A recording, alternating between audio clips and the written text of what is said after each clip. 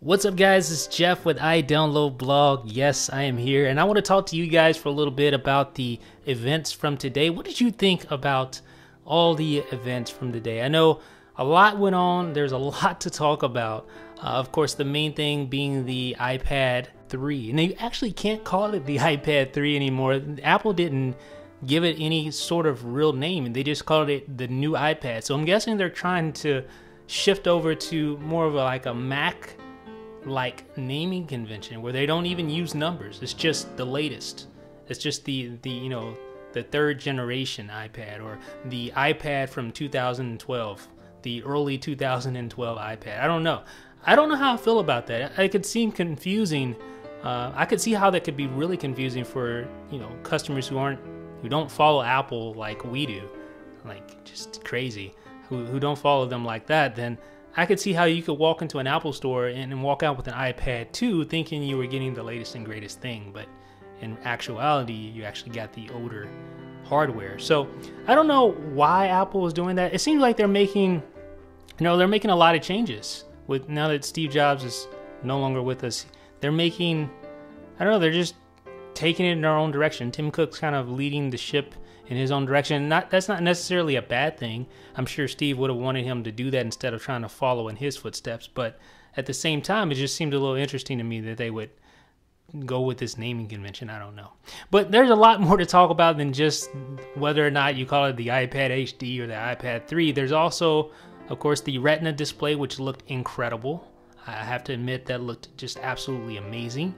I can't wait to get my hands on that. Now, that's a whole nother issue right here. The ordering process. I hate the way they go about the ordering process, the pre-orders. Their servers are always hammered to such a degree that it's impossible. Literally, I tried I'd say non-stop for about 2.5 hours trying to get my order in before I was finally able to successfully get it in.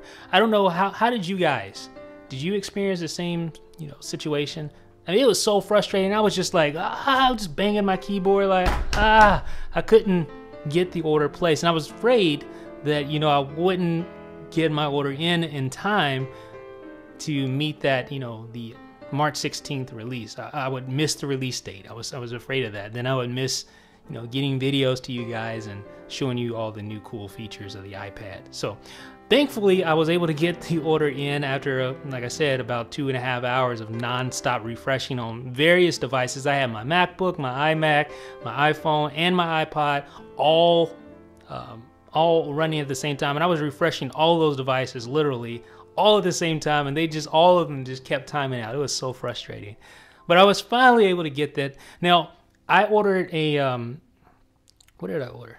I ordered an iPad, the new iPad, not the iPad 3. I ordered the new iPad in 32 gigabytes with the LTE, Verizon, because AT&T LTE isn't here yet. And normally, in the past, I've always ordered 16 gigabyte Wi-Fi. So now, why did I decide to go with the higher storage capacity and with the LTE? Well, I went with LTE because it's this new thing, and it seems so cool, and it's almost like you're just on a Wi-Fi network wherever you go, as long as you're within LTE coverage. So that seems cool in itself. You can use it anywhere. You can use it overseas. That seems pretty cool. And it's not, it's not like you're paying or you're locked into a monthly fee. You can, of course, activate it and deactivate it, at will. So if you're going on vacation and things like that, then this is a perfect tool. And it's only, $100 more. So I figured, hey, this is the newest thing. It's LTE. Apple's finally adopted LTE. I want to test this out so I know at least what to expect with the iPhone 5. So I'm really excited about trying LTE. I've never even tried LTE, so I don't know how fast it is, what to expect really. What about you guys? Have you tried LTE? Have you tried 4G? Real 4G, not the fake 4G that AT&T is trying to push on us with that new iOS update. Have you guys seen that? Well, that's a whole nother story. We'll talk about that later. But yeah, so I got that, and also got the 32 gigabyte capacity because, frankly, the Retina display makes everything larger. So downloads are going to be more, and it's going to take up more space. You could say, I guess, you could go ahead and just estimate double the space.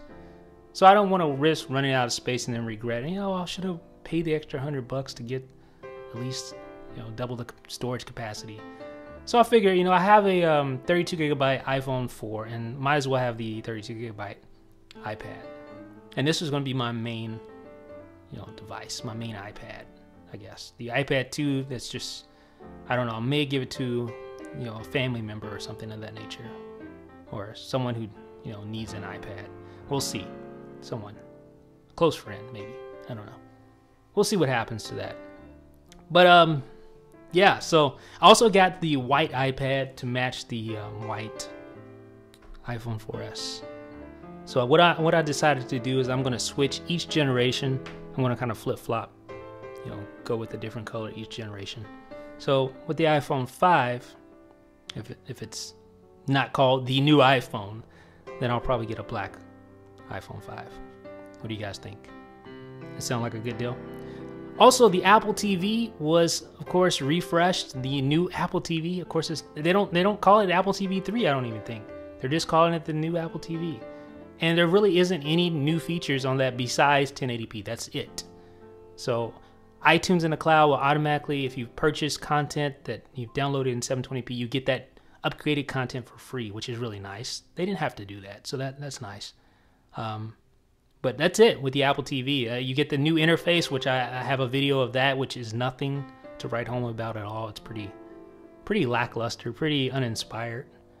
I wasn't impressed at all with the new Apple TV interface. You can actually get that on your current Apple TV 2, the 720p version, right now if you go out there and update your Apple TV. Now, that being said, I don't recommend you do that, especially if you're interested in jailbreaking your Apple TV, because it really doesn't add any new features. It adds some new screensavers, and it has these little bubble menu interfaces, or interfaces. It has a bubble menu interface that's a little different than the old text menu, but it really isn't enough to warrant you even upgrade, even taking the time to download, wasting your time to download that data, that firmware. It's not even worth that, in my opinion. So I recommend you just hold off on that. Don't even bother with downloading the latest firmware for your Apple TV, especially if you're a jailbreaker. Stick with the jailbreak. Stick with your jailbreak for sure. And also, I mean, the folks at FireCore, the guys behind the the Apple TV jailbreak, they said they're looking into things now. So we'll see what they find. Hopefully, there'll be a new exploit coming down the pipeline for the latest firmware. Now, speaking of that, iOS 5.1, lots of news today. iOS 5.1 was released, and with that, obviously, you're going to have some problems with that. If you're trying to preserve your jailbreak, you don't want to update to that.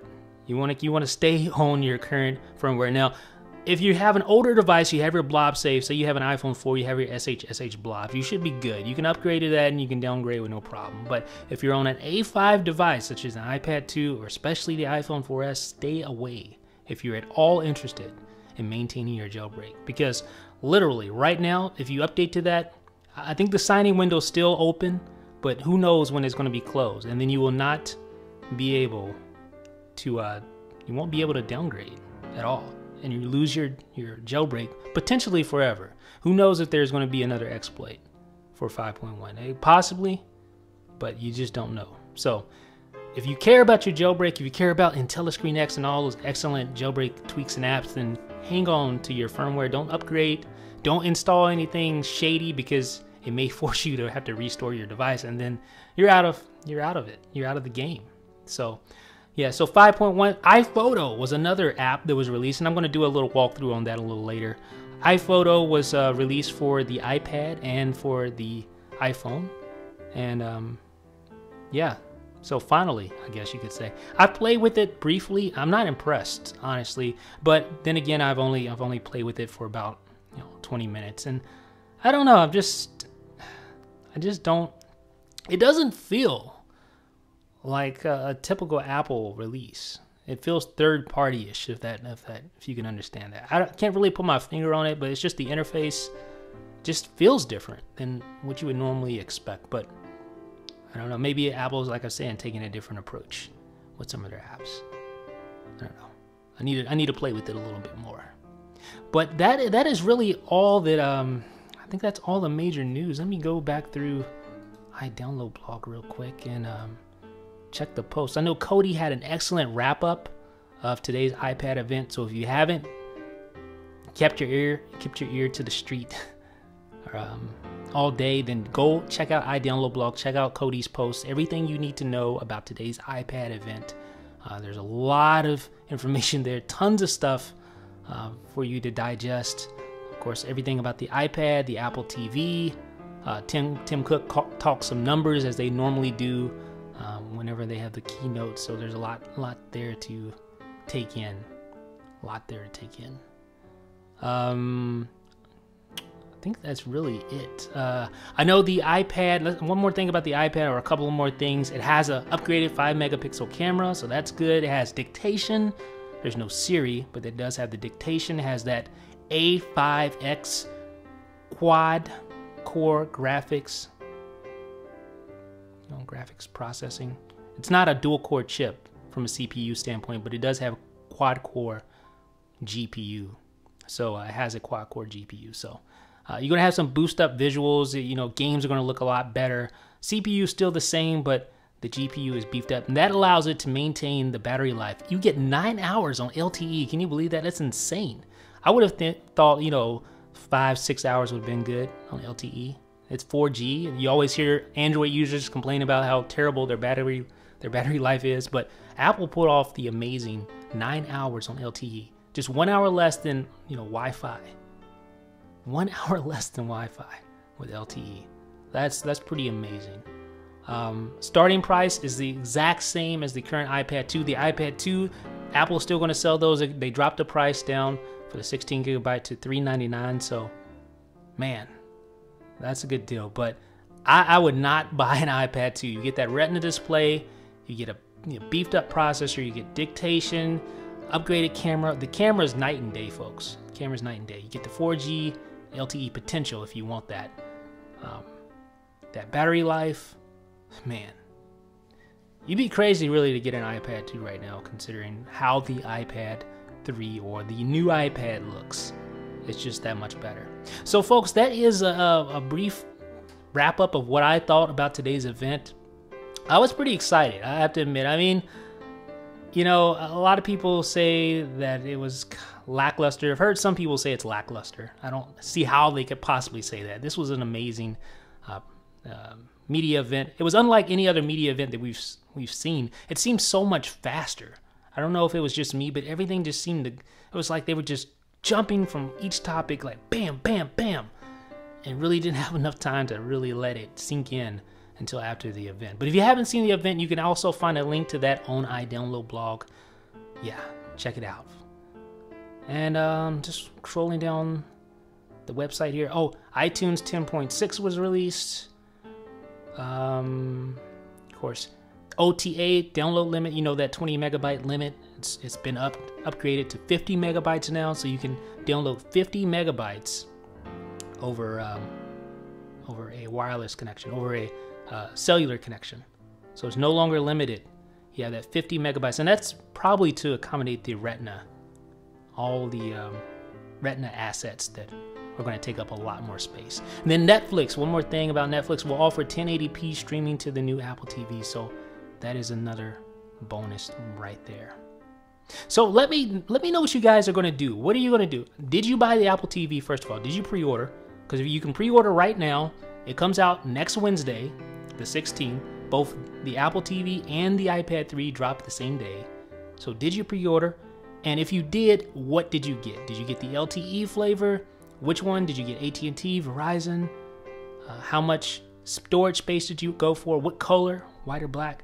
So let me know all of that, folks. I am interested to hear what you have to say. Let me know what you think in the comment section. This is Jeff with iDownload Blog.